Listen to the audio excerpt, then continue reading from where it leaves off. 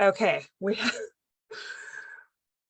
have it now. Hello, everyone on Project Sleep's Facebook. I'm so sorry, Georgie. We just were on a different Facebook page, but now we're on Project Sleep's Facebook page. So welcome, everybody.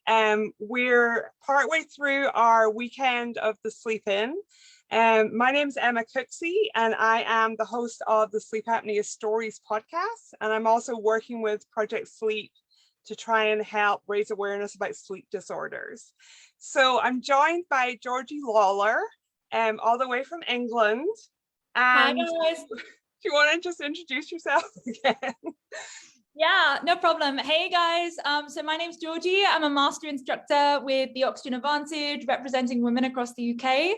I'm actually doing a female breathing course this weekend, the first one of the Oxygen Advantage. Oh, wow. Really exciting, yeah. So we're learning how to self-regulate around the menstrual cycle and how to use breathwork exercises specifically tailored to female physiology, which is really cool. And we're going over sleep in that as well, which is very fun. So the Oxygen Advantage is created by Patrick McEwen. He's the world's leading expert in the re-education of breath. And like I was saying, I've actually had Patrick on my podcast. Wow, yeah, so, he's awesome. He just like throws out studies like that. He's amazing. Yeah. So yeah, the Oxygen Advantage is all about functional breathing. So the way I explain functional breathing is if you think about like Wim Hof or yogic breathing, transcendental meditation, anything transformational where you'll probably be breathing like this. In bigger breathing.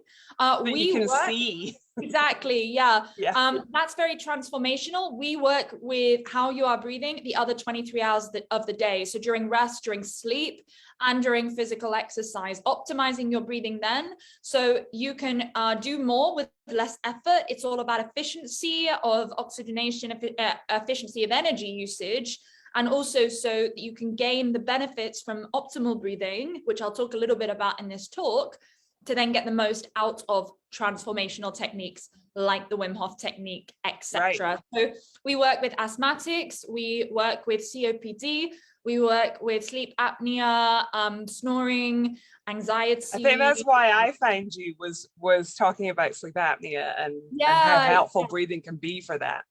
Yeah, exactly. And then, you know, there's so many devices nowadays, and I'm not against devices, but I will always ask the question, you know, have you tried a method without a device first? Because, you know, if you have a device, you're always going to be dependent on something that is external from you. Whereas if something works that you literally have access to 24 hours a day, then like your breath.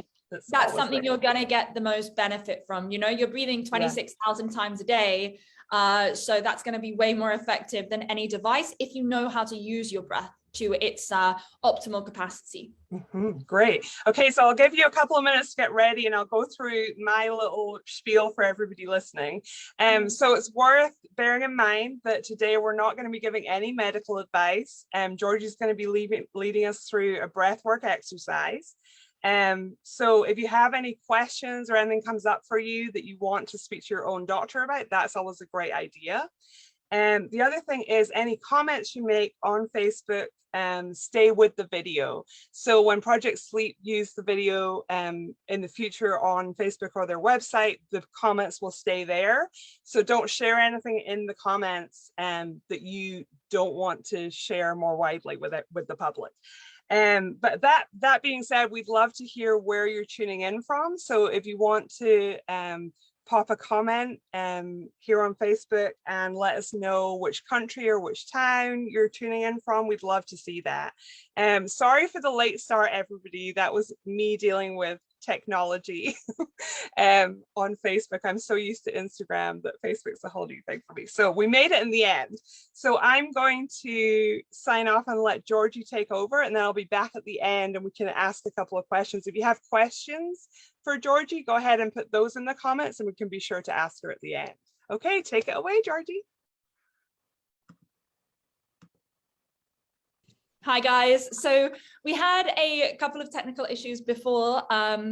So we are just recapping again in terms of, and what I was talking about was what is dysfunctional breathing. So I'm going to say this word a lot. And before we had that technical issue, that's what I was explaining. So when I said before what the oxygen advantage is about, optimizing your breathing during rest, sleep, and physical exercise is purely because if you think about it, breathing is the only thing that you are doing 24 hours a day. It is the only constant in your life. You can't eat all the time. You can't sleep all the time. You can't exercise all the time. You can't drink all the time, but you are breathing all of the time, whether you're conscious of it or not. And how phenomenal that we can actually tap into the breath as a great tool to optimize our sleep, our focus, our physical exercise, our energy levels, etc.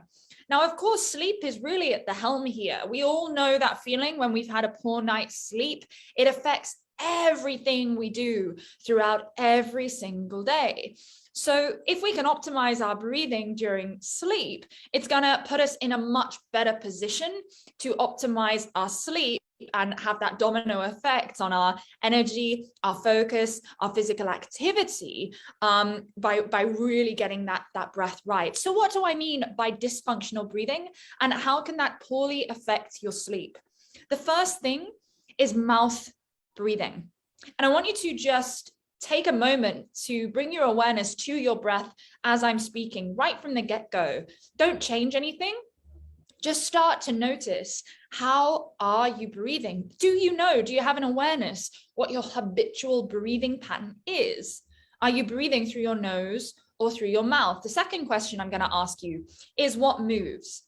Dysfunctional breathing is very apparent and involves a lot of the breath going into the upper chest, shoulders, and neck. Can you hear your breathing?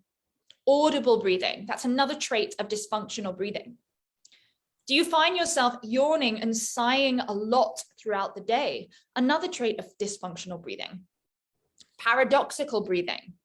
That is when we inhale and the stomach moves, let me get this the right way around, in, and when we exhale, the stomach moves out, as opposed to functional breathing. When we breathe in, the stomach moves out, and when we breathe out, the stomach moves in. Such a mouthful. What else? A couple more questions. Do you wake up with a dry mouth in the morning? If you wake up with a dry mouth in the morning, chances are you are breathing through your mouth at night. Why a dry mouth? When you mouth breathe, you can experience up to a 40% moisture loss. That's also a huge contributor to really bad breath in the morning, because that dehydration, that loss of moisture, encourages growth of something called bacteria fluoride. Do you have cold hands and feet? It's another trait of dysfunctional breathing, something that you wouldn't think of straight away. So just ask yourself, do you have cold hands and feet? Dysfunctional breathing, mouth breathing, tends to lead to something called overbreathing, hyperventilation, habitual hyperventilation. Now, when I say that word, hyperventilation, a lot of us think about breathing into a paper bag or having a panic attack, right? But hyperventilation actually just refers to breathing in excess of your metabolic requirements. And a lot of people are hyperventilating unconsciously without even realizing it, and without realizing that this is having a huge and detrimental effect on their health. Another question to ask, are you physically tense? Overbreathing causes enormous amounts of tension in the physical body. Another question to ask, how do you deal with stress? When a stressful event comes your way, of course, we have no control over the external circumstances we experience. We can only respond to them, right? So when something stressful occurs, do you react and do you hold on to it? Are you still stressed out 1 week later? Or are you able to self-regulate, to come back to neutral? Do you snore? Do you experience obstructive sleep apnea? We're going to go more into that a little deeper and what that actually means a little bit later. But if you do, just bring that to your mind right now and just bring all of this together. So dysfunctional breathing, recap. It's loud. Mouth breathing, it's apparent, it's very visible, it's audible, and residing predominantly in the upper chest. So if that is dysfunctional breathing, what is functional breathing? You might have guessed, nasal breathing. Now, nasal breathing, especially while you are sleeping, is incredibly important. The nose is responsible for over 40 functions in the human body. It is an incredible mechanism, an incredible part of evolution, of human evolution. So the nose is incredible because it warms and humidifies incoming air. It prepares air perfectly to travel into those small sacs at the bottom of the lungs, the alveoli, they look like broccoli. That's where that oxygen diffusion happens. It's good to know that it's not actually about how much air you breathe in. What's really, really important is how much oxygen is absorbed into your tissues, muscles, cells, and organs. Now let's think about what is the point of sleep? To restore, to recover, to rejuvenate, right? How many of you wake up feeling rejuvenated? Or do you wake up feeling kind of groggy, not really feeling fully rested, feeling achy? If you're waking up feeling foggy and physically tense, it's definitely a sign that you are dysfunctionally breathing at night. Now, this is not a bad thing or something that you should judge yourself on because it's so easy to fix. And I'm going to share those tools with you today. So optimal breathing is nasal. It's silent. It's invisible.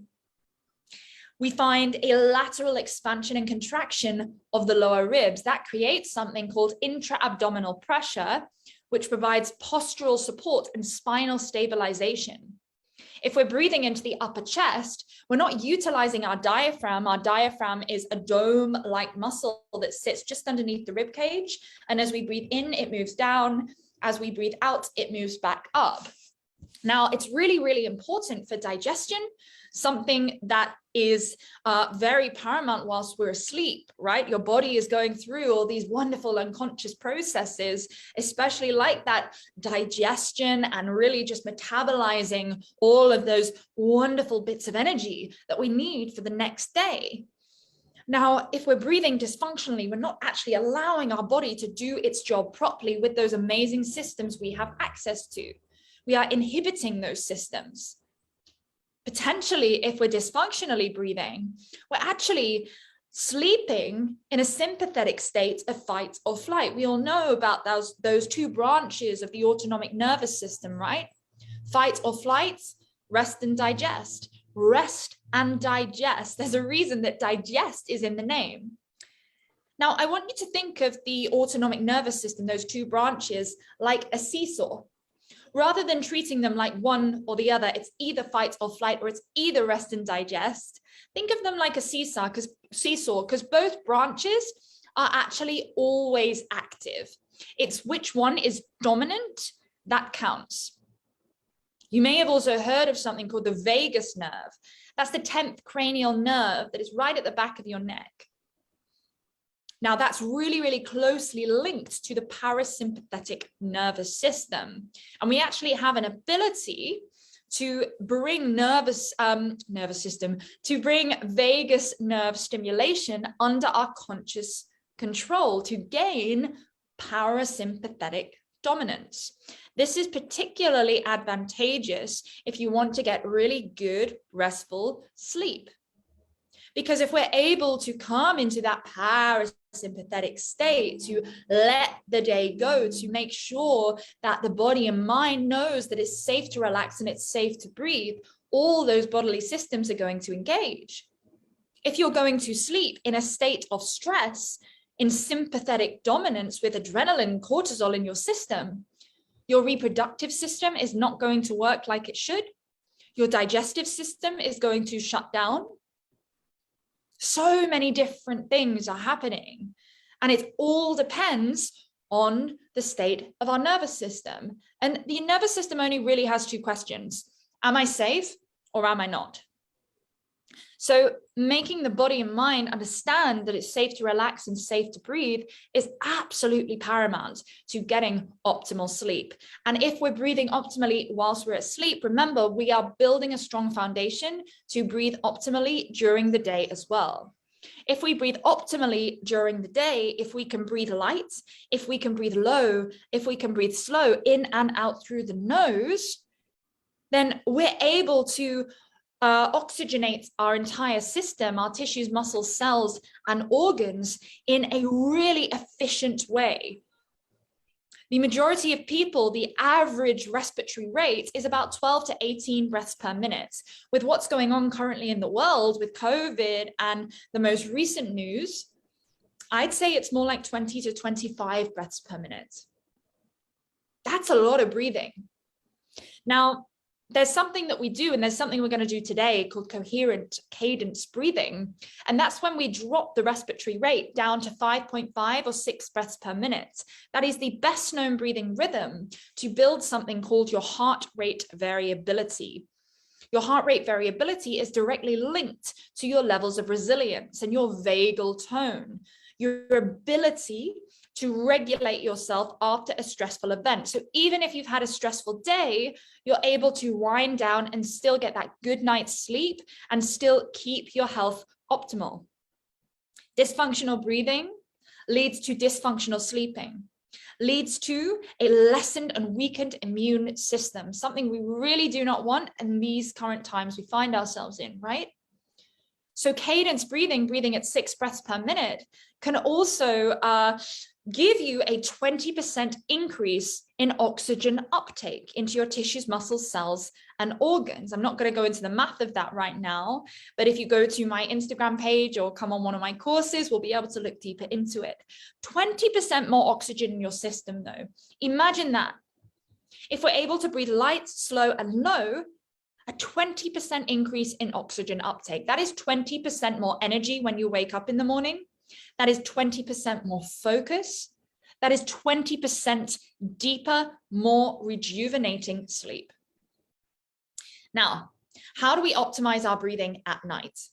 I'm going to give you a really simple tool before we start to practice a couple exercises. I'm going to give you 3 exercises that are fantastic to do. 1 to do throughout the day, and 2 to do, you can do one or the other before you go to sleep. Of course, everyone's physiology is unique, so you might prefer one to the other. That's why I like to teach 2, so that you have a choice. So something that's really helpful and that I suggest to all my clients to optimize their breathing whilst they are sleeping is, don't freak out, mouth taping. And I'm sure if you are at a sleeping seminar, you have probably heard of this before. It's been made very famous by James Nestor's book, Breath. And if you haven't read that, I would highly recommend grabbing a copy and giving it a read. So why is taping your mouth at night so great? Well, it's something that's completely under your own control. It's very simple to remove. It's not, glued there. It's just gently bringing your lips together. And a lot of people say, how much tape should I use? And I'm going to show you right now. I've got 2 little things that I really like to use, 2 options to tape your mouth at night. But all it does, it just gently brings your lips together to make sure you are nasal breathing at night. If you are a snorer, if you suffer from obstructive sleep apnea, when you are holding the breath unconsciously at night, I would highly recommend trying this from this evening. Because what's actually going on when you are snoring? Snoring is not normal. When you're snoring, your airways are narrowed. And this is often caused by sleeping with an open mouth. It aggravates your snoring. And so when you have your mouth open, it causes your throat to compress and your tongue to fall further back into your airway.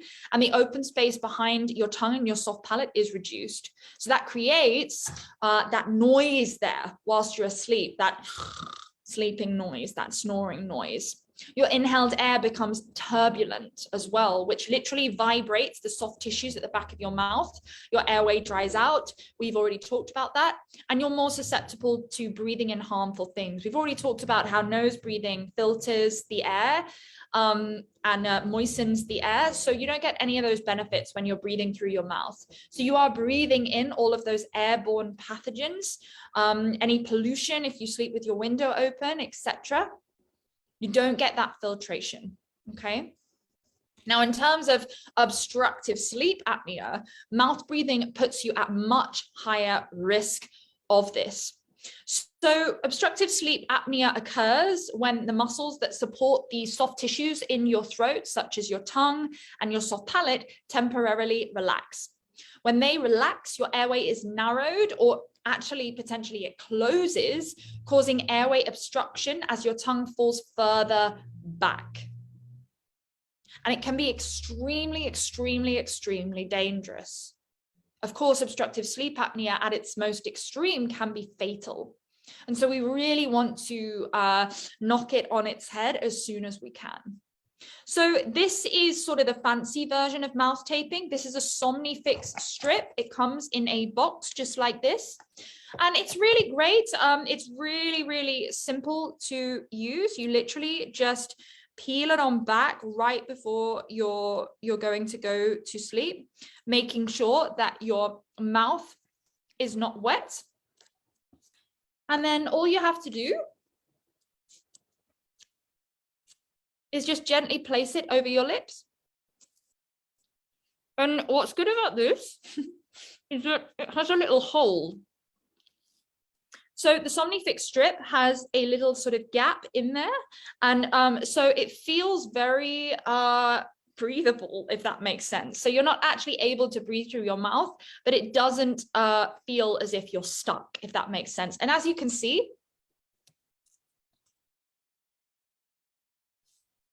it's so easy to take off with no discomfort. I have had no loss of skin there or no issues. The other option, the much cheaper option, is Micropore Tape, and you can get this from your local pharmacy. Now, this is my preferred option. It's cheaper and it's easier. You literally just rip off a tiny bit. Think Charlie Chaplin, an inch down. Think of like a mustache. And what I like to do is just press it on the back of my hand once to just reduce the stickiness slightly. And then to take it off, all you have to do is stick your tongue out to wet it. You see how it just falls off? There's no whoosh needed. It literally just comes off. This is safe to use with children and with absolutely anyone. As I said, you're in complete control. And even if you were asleep and your nose suddenly became obstructive for a random reason, you would naturally have an impulse to take it off. You're not going to just sort of, lie there. Your body is a very, very clever mechanism, and it's going to remove it impulsively. Okay.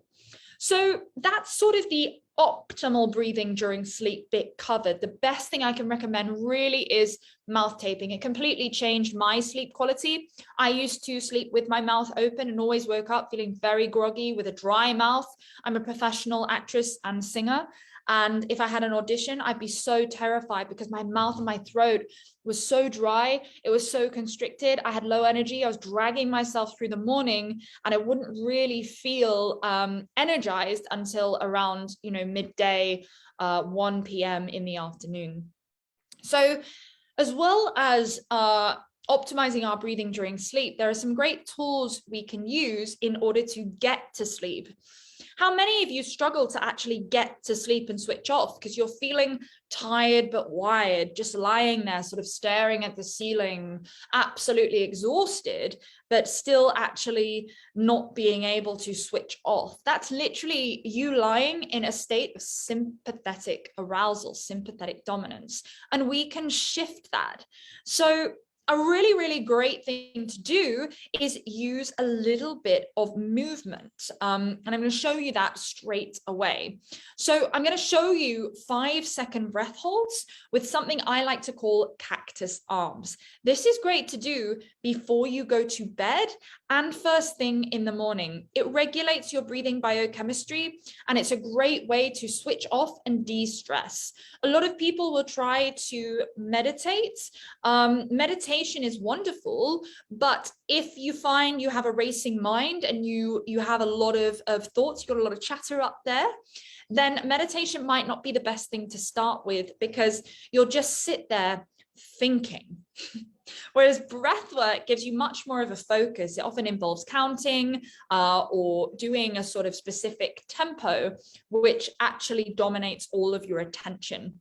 So just make sure you're in a comfortable seat right now and come to a place where the crown of your head is balanced over the center of your pelvis. Make sure your pelvis isn't tilted forward in an anterior tilt with your back arched, your ribs flared. Gently bring the center of your chest back towards your spine. Drop your shoulders. Imagine releasing front, sides, and back of the pelvis, completely melting and relaxing your pelvic floor. Now let's place our tongue in the optimal position for nasal breathing. Tongue posture is really important, especially as you're going about your day to day. And that posture we call the N position. It's exactly the position when you say the phonetic na, na.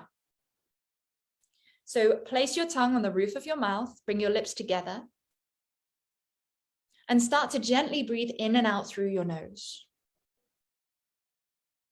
Now, on your next inhale, follow me. We're going to open the elbows wide, open the shoulders, expand the rib cage, and lift the chin. We're going to exhale through the nose. We bring the palms of the hands together, curve the spine, bring the chin to the chest. Let's do that again. Inhale, open up the elbows, open the rib cage, open the shoulders. Exhale, bring the palms of your hands together, curve your spine, bring your chin to your chest, and hold your breath for 5, 4, 3, 2, 1. Again, inhale, open up. Exhale, palms of the hands together. Nice. Inhale, open up, going nice and slowly, moving subtly to the natural rhythm of your breath. Exhale, curve your spine. This time, hold your breath. 5, 4, 3, 2, 1. Let's do this twice more. One without, one with. Open up your elbows. Exhale, close. Inhale, open. Exhale, close. Let's hold the breath at the bottom of the exhale. Hold 5, 4, 3, 2, 1. Inhale, open up. Exhale, close. Curve the spine around the shoulders, hang the head. Last time. Inhale, open up. Exhale, palms together, curve the spine, hold the breath. 5, 4, 3, 2, 1. Place your hands on your knees. Close your eyes for a moment. Notice the rhythm of your breath.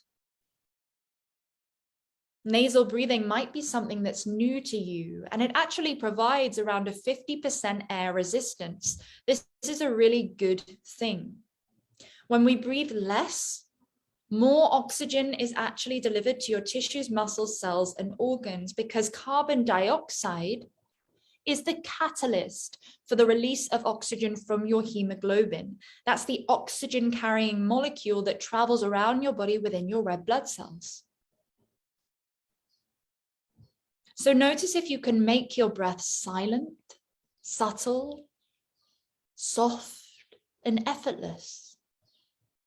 Now, don't worry if any thoughts and feelings come into your mind. That's completely normal. We're not trying to eliminate thoughts and feelings here.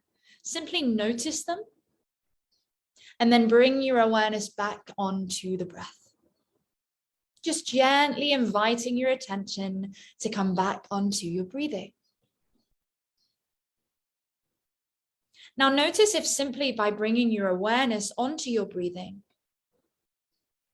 rhythm has slowed down. Notice if lightening your breathing, softening your breathing, has caused you to feel a little bit warmer. You might even feel some tingling in your fingers, in your hands, in your feet.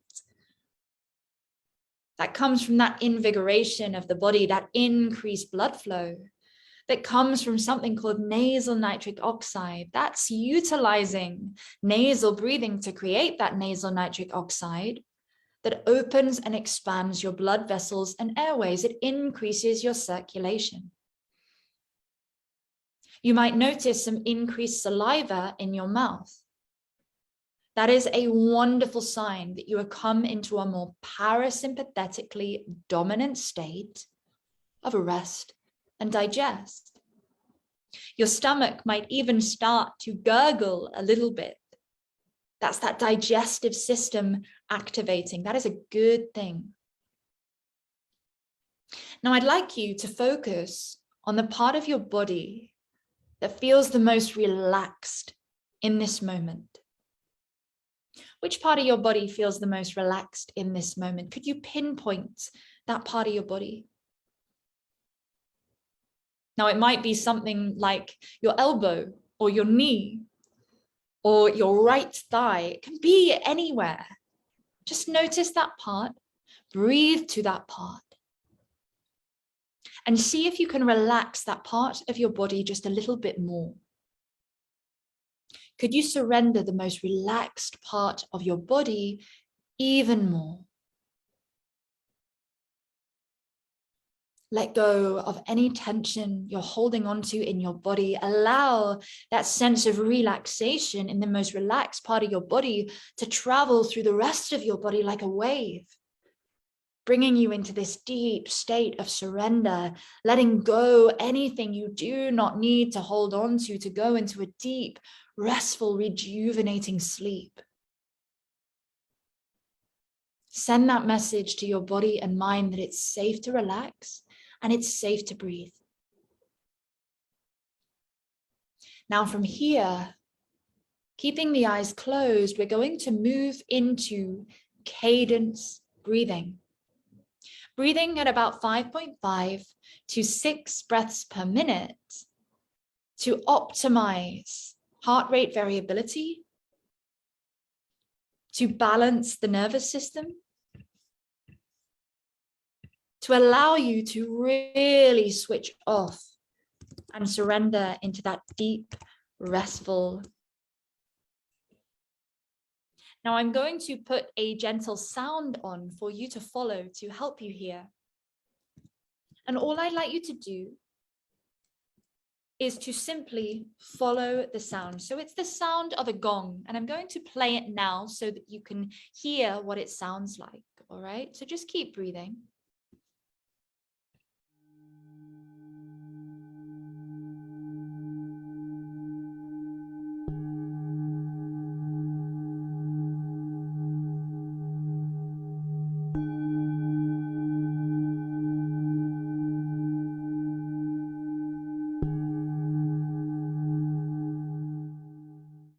So you can hear that gong just going up and down, and the two gongs have a slightly different tone. Now, it doesn't matter which one you inhale or exhale to. All I'd like you to do for the next 3 minutes is surrender into your body, and you can lie down if you like. You don't have to stay sat up. You can lie down. All I'd like you to do is inhale for 1 gong and exhale for 1 gong, and see if you can keep your breathing nasal, silent, and effortless. 3 minutes here. Anytime your mind starts to wander away from that gong, gently invite it back into the present moment. Bring your attention back onto your breath.